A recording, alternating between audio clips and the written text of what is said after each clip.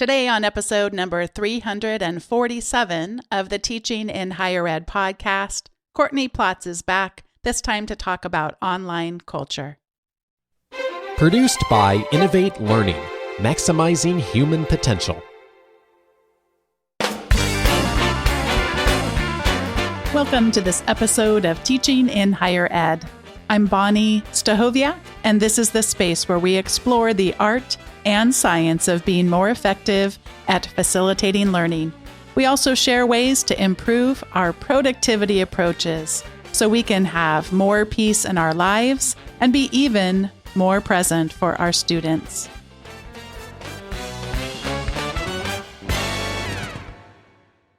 Courtney, welcome back to Teaching in Higher Ed. Thank you so much for having me. I appreciate it. It's been a while since we've had a chance to talk, and I know you've been up to a lot. Can you tell us a little bit about what's been going on in your life and in your work? Oh my gosh, yeah. Same thing as everybody else's life in higher ed, just kind of the Zoomosphere has been moving quickly, just trying to figure out new innovative ways to connect with each other and our students. And I'm just really trying to improve on, the work that has been out there and just some new work, really looking at the cultural aspects of the community of inquiry theory and seeing how we can better connect students and how students can have better opportunities to learn in online spaces. I saw the community of inquiry framework for the first time. I'm going to guess it was probably about 4 years ago, maybe. Sure. And I remember it making sense to me in the sense of these things kind of coming together. But I know that from my experience and also from yours, it's kind of hard to put something like that really into practice. So let's start out just having a conversation about what it is, because I know there'll be a lot of people listening who haven't heard of it before. And then let's spend a little bit of time talking about maybe some of the challenges that come into play when someone may actually want to incorporate it into their teaching. What might they run into?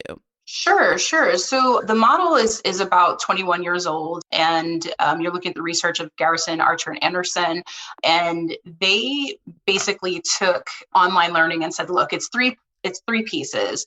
There's this teaching piece that is how you're teaching, and that's teaching presence. And then there's social presence, which is the psychological attribute of being online and feeling connected.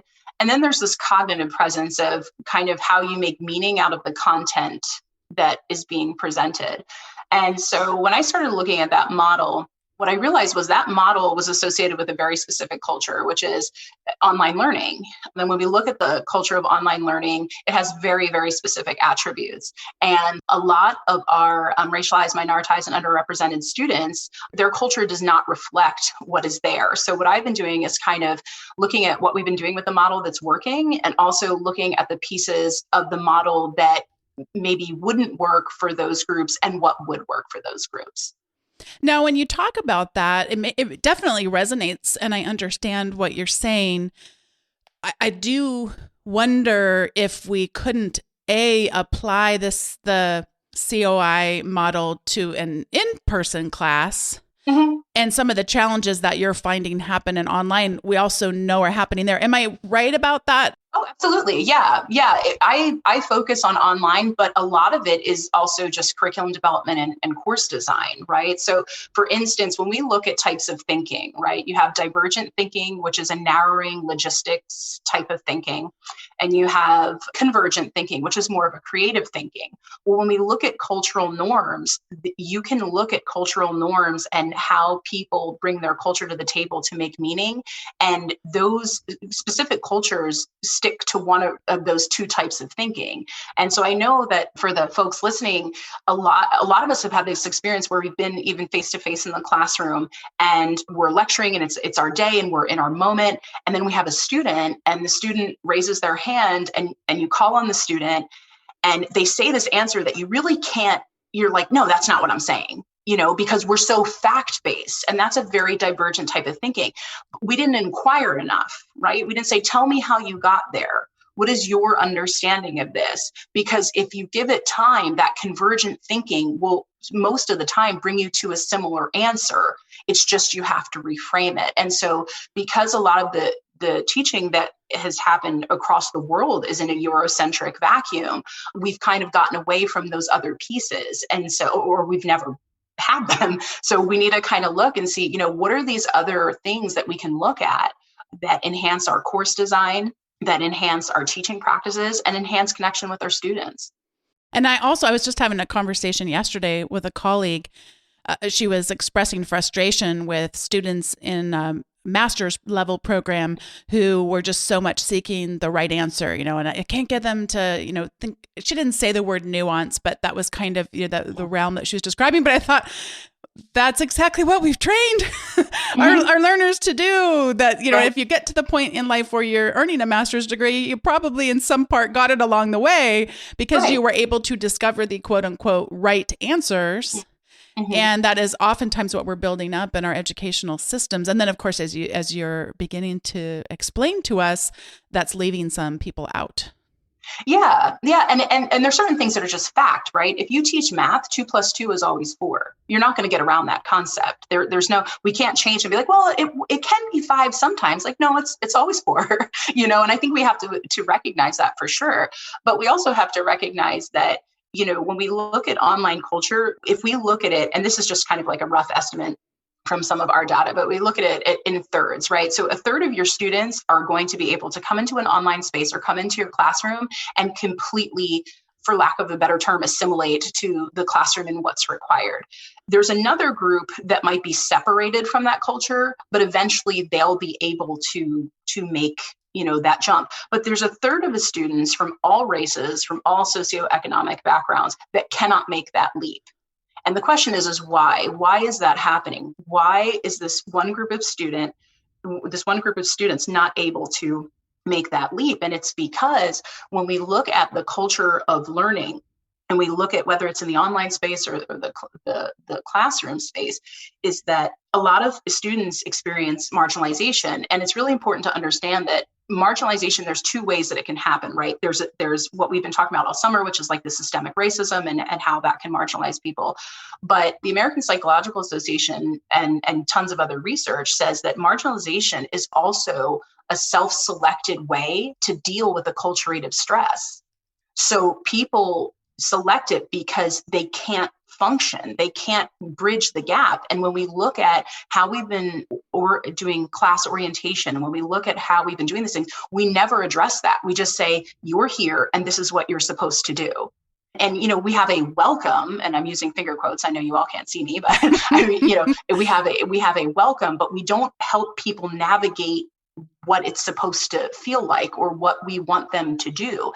And Janae Cohen and I have been working on an article, and that's one of the things like we were talking about. She said, Courtney, it was a light bulb moment for me because I realized that you can't have student engagement without a sense of community.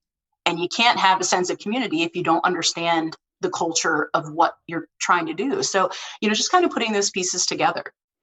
So we have been exploring the COI model. And so this, just to review, if it's new to people, so it's looking at the interaction between teaching presence, social presence, and cognitive presence. Could you speak a little bit about where that model breaks down when it comes to culture responsive teaching in an online environment?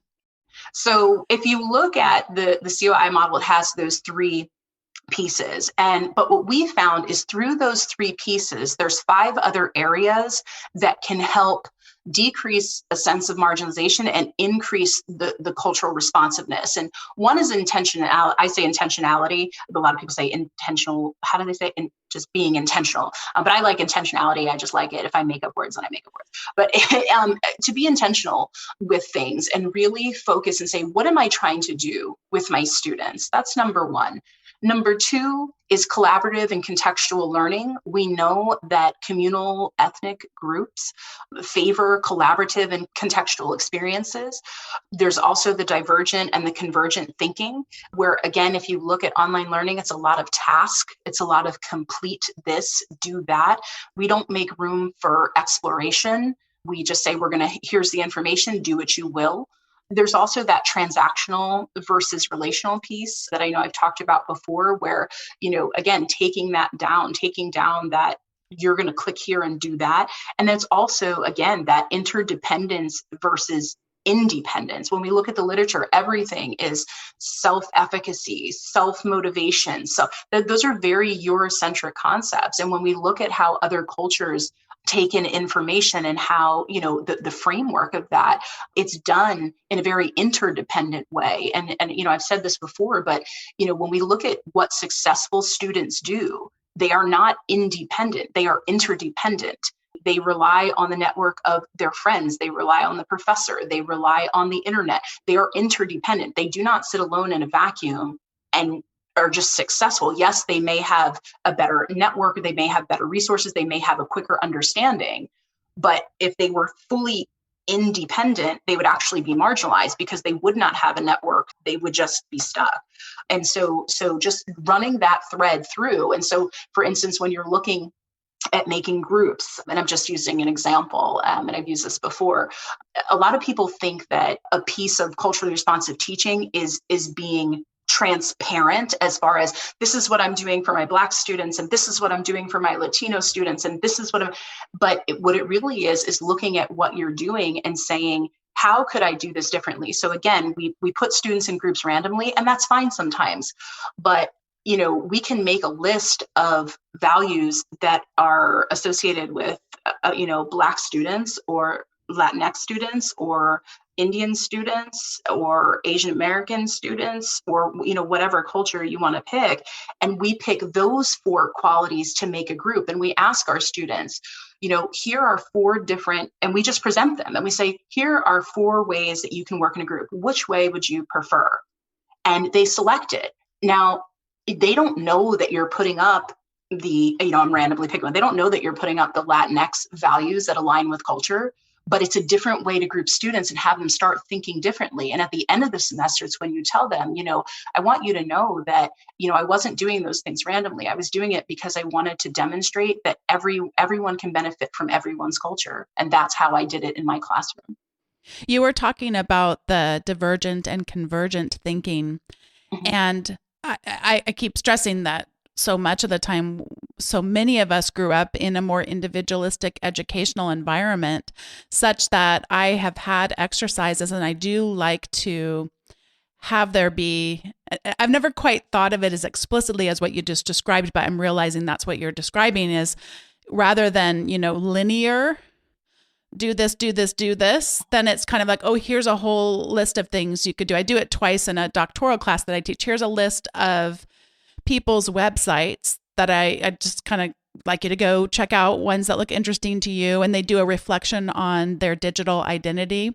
Mm-hmm. And then a second exercise that we do is around visual literacy, or I forget, some kind of resources around visualization. And it's that same idea of that, and that's kind of more akin to how we learn informally on our own in many cases, but I find there's to be so much resistance that I had to learn through a lot of bad experiences to go, oh, you'll notice that this is a giant list I do not intend for you to go through, because otherwise a lot of them will think I literally mean to go through every single one of those websites, every single page, unless I explicitly help us in a community way unlearn that. If we're really, like, some people feel perfectly comfortable with just that exploration, but I found that for me, it does help to be more transparent about this is what we're doing, this is why. And you'll notice it was different than the last assignment where I did have you working in a sequence, because we're building up to a skill that, will tend to be learned easier by doing it in a more linear way.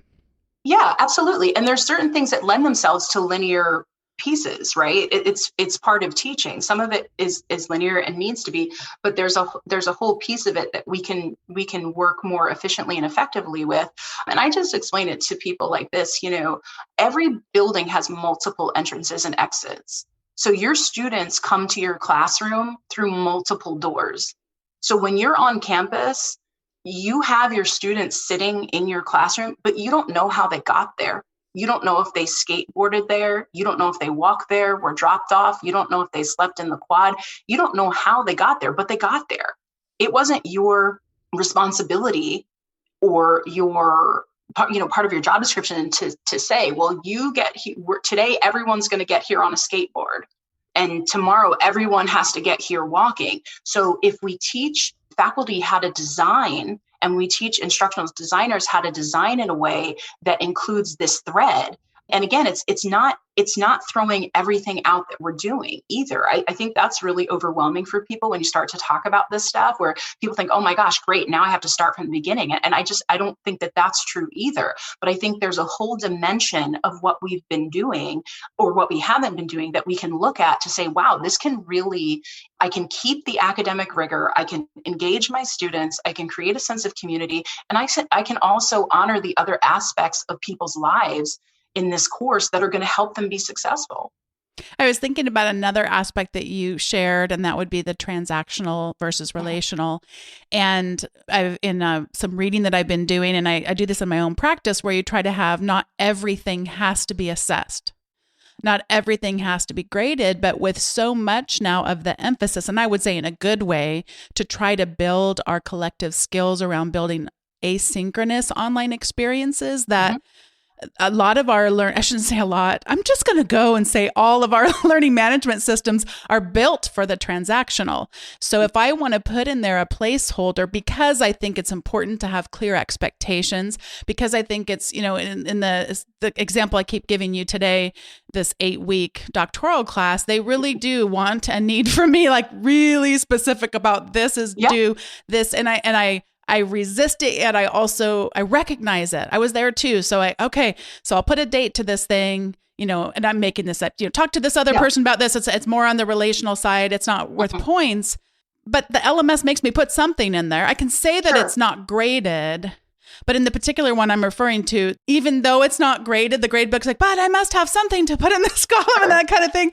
And I'm sure it's because I don't know that LMS as well as I know the primary one that I use. So it could very well be user error, but I also know those people who know LMS is back and forth. That is oftentimes that they really do stress kind of that transactional. So I find that I can do the relational ones a lot better in synchronous environments. It's harder to do an asynchronous, I'm sure, because I still need room for growth. And I'm sure also because our tools are built for transactional. So I don't know if you have any thoughts, I guess, people experiencing those kinds of challenges specifically on the asynchronous front.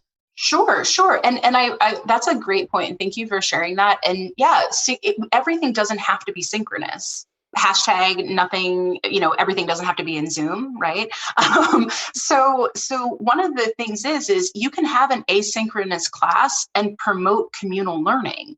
You can still give suggestions to your students to connect with each other or connect with a specific document, or they can connect in other ways, or just share a way that they have connected with someone, so that that there's some element of community in there. And also, I think that when we look back at 2020, I think we really kind of paid the price for the design that we've been designing. I think, I've never seen so much on faculty health and wellness as I have this last year. And that tells me something as a clinician. That tells me something. It tells me that faculty were feeling disconnected. It tells me that students were feeling disconnected. And we designed for that. And we paid the price.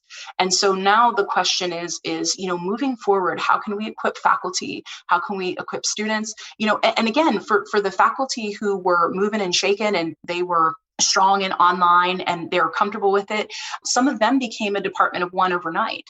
And so, we have to be honest about that. And there was a grief process because culture was removed. And that's acculturated stress. It's when you take one element and you remove it and replace it with something else. And that's what happened. And all of those transactional systems came into people's homes. And they were expected to function the same. And it was a long haul for a lot of faculty and a lot of students.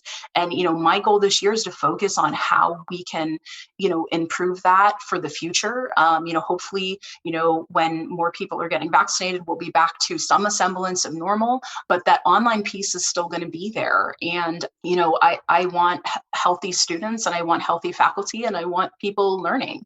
So I think that's a big piece of it. So when we look at the community of inquiry, we look at these 5 ways that we might enhance it to be more culturally responsive. What do you see as another area that's a common challenge that people might run into taking these theories, putting them into practice. You're going out and doing so much speaking and writing on this. Where do you see another barrier that people hit upon when they try to put it into practice? Yeah, I think that faculty, this year in particular, I think faculty were feeling so disconnected in some instances that they couldn't even make the psychological leap into how am I going to get these people on board, right? Meaning my students, like I'm at home. I'm used to, and one thing that I love about faculty the most is that they are creatures of habit. So that morning routine is crucial to their well-being. That saying hi to their coworker is crucial to their well-being. That was all taken away. So to try to feel connected, the biggest thing I heard last year, which I'm sure you heard too, Bonnie, and for the listeners, is the cameras aren't on. The cameras aren't on. And, again, for people who've been working in the virtual environment for a while, that's been something that we've kind of adapted to, but that's 10, 15 years of adapting. And so for faculty who are used to seeing their students every day face to face and coming in the online space, it was a multi-layer issue because it was I need to see them. I need my normal, a piece of my normal, right? But our students were a lot more acclimated in some ways to be like, yeah, I talk to my friends all the time with my camera off. And so that social behavior from Facebook and Snapchat and Instagram was flowing into academia. And so that was that big piece, right? And that's because everyone was ripped away from their culture and thrust into another culture with no scaffolding. And when we did that, we all worked backwards. The other thing that I saw happening too, that we were just making the assumption that everything was rosy in the first place. So it's kind of like, I want them to have their cameras on and, they need to do this, need to do that. And it's like, well, if I had gone into your classroom, would I have seen the exact percentage, 100% of the kind of civil attention that you're requiring or hoping you could require in your classes? And I always try to be empathetic because I feel it too. I'm going, I can't get to you. I don't, that kind of thing. And I've taught online for a long time, but I tend to teach a mix. So we've established those foundations of trust and those relationships such that when you turn your camera off, this is not a signal to me that I've lost something with you in terms of relationship or credibility or ego or whatever it is that is concerning me about that. But since those foundations can't be established in the same way as previously, it's so much more gets written into that. But then so often, people don't understand when the same thing happens to them. I was just on yesterday and the internet connection wasn't great on a particular web conferencing platform. So a bunch of us were turning off our video for that reason. And everybody knew, well, she's normally on video and she's not, and actually put it in the chat just so no one thought it was like weird. But like, that's kind of, we have already our own social norms that when we break them, they don't think I'm trying to cheat the system by turning my camera off because they know me, And the other thing I was thinking about a lot too, Courtney, is then I think that we presume everyone is going to have the same comfort level of seeing themselves and hearing themselves in that sort of up close and personal way. And I did read, I'm sure you read too, some articles about some of the trauma that actually is exacerbated from people who have maybe experienced sexual trauma, those kinds of things.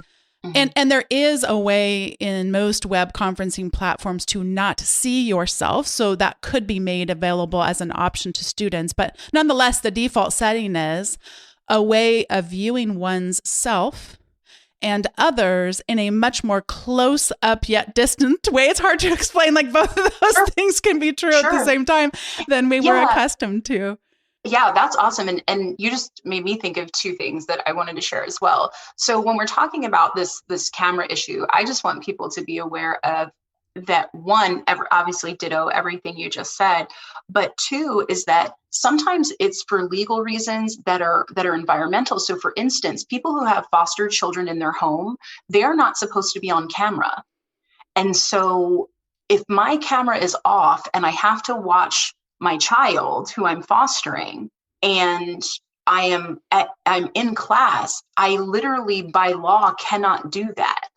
And so there are all these peripheral things and a lot of that information, I mean, I used to work in child protection, so I'm familiar with like those other pieces, as a faculty member, but it's also just that we have to, and for those people listening who are just those old school, like, cameras need to go on and people, I totally respect that and I totally get it.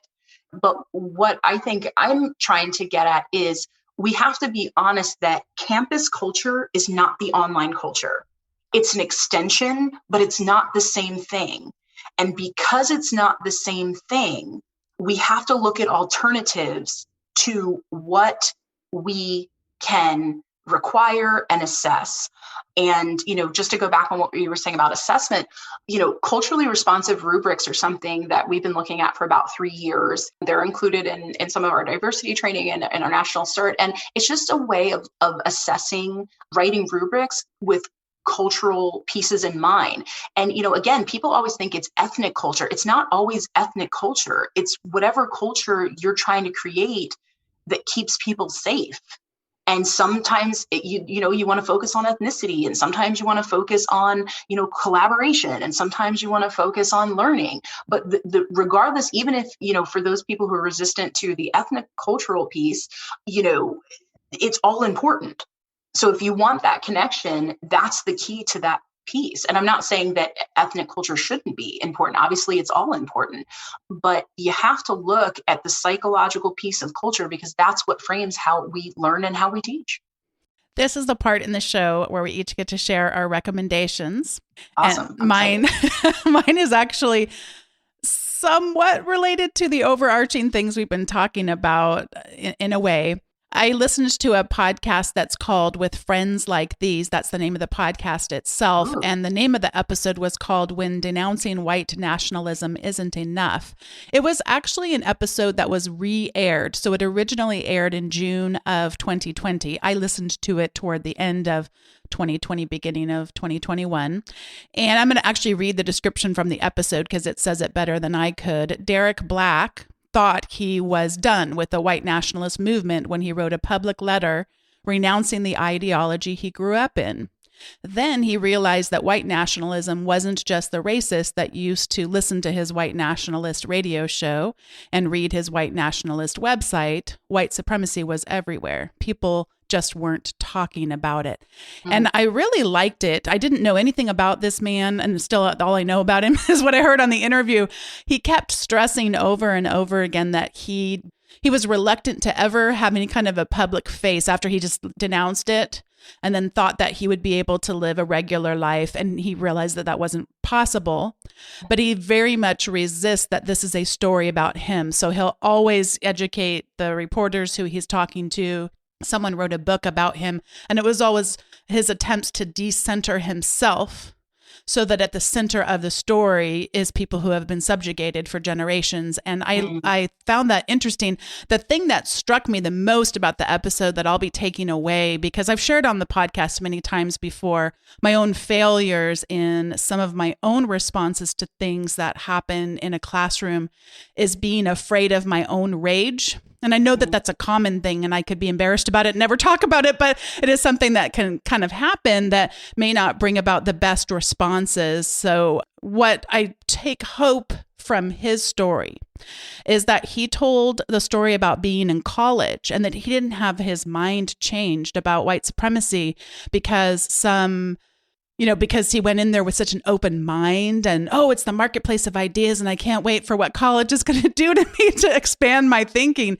He went to college with the mindset of changing other people's minds, and he was dead set on what his objective was. He was right. Everyone else was wrong. And so any classroom interaction he would have or an interaction with the professor was all of a mindset of changing their minds. And he shares that it wasn't that someone made this great argument with all the logic in the world that changed his mind. What changed his mind was through relationship.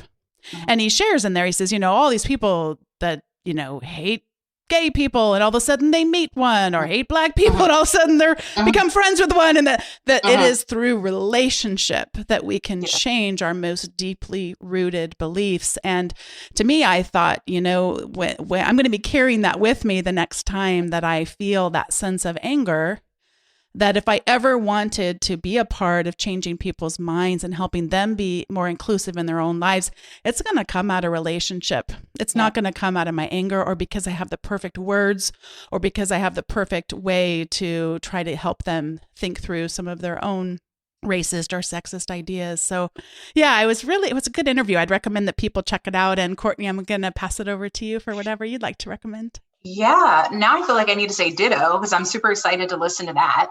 And I did Skim Dive Surface by Janae Cohn because it's all about reading strategies. And I really hope that, I know this is teaching in higher ed, but I really hope that the K-12 folks will get a hold of that book as well. I think that there's a lot of things that can be beneficial to the K-12 that could prepare students for college. And she's just a phenomenal writer. So I just wanted to give her a shout out. And yeah, and as always, if you're interested in our training, just go to uskseps.org and click register and you can register. Courtney, I'm so glad to get to have this follow-up conversation with you. And I know that as fast as you're going with all the stuff that you're doing, we'll have a chance to talk again soon. Thank you so much for joining me on today's episode. Absolutely. Thanks for having me. It was great to be here. Thanks to Dr. Courtney Plotts once again for joining me for today's episode. If you'd like to visit the show notes, they're over at teachinginhighered.com/347.